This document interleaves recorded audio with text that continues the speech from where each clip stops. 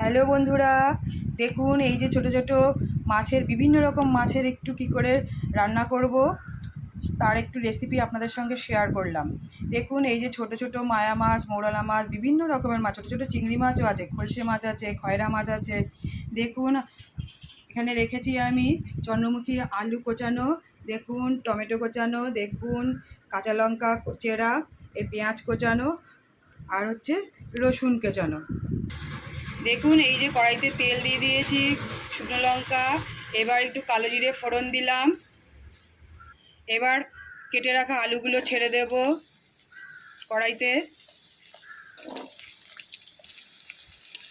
আলুটা একটু সামান্য একটু ভেজে নেব আমি। দেখুন আলুটা বেশ ভাজা ভাজা হয়ে এসছে হালকা। এবার আমি পেঁয়াজ কোচানো দেব।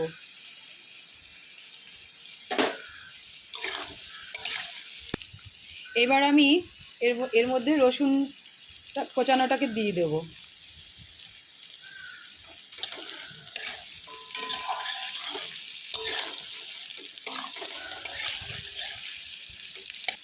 এরপরে টমেটোটাকে দিয়ে দিলাম।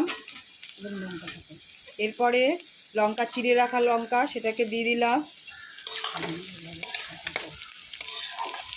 এরপর ভালো করে একটু মশলাটাকে কষিয়ে নেব। এরপরে আমি হলুদ দেব।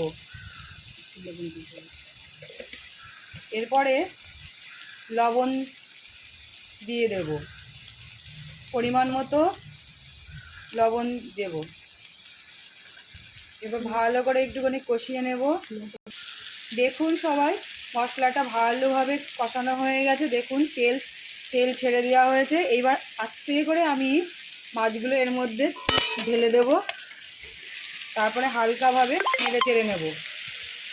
এই মাছ খুবই নরম মাছ। দেখুন বন্ধুরা,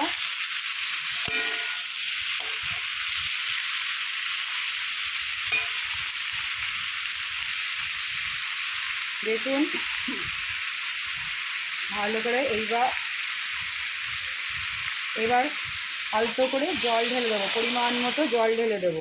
মাছ যেন একটাও না ভাঙে, এইরকমভাবেই রান্নাটা হবে।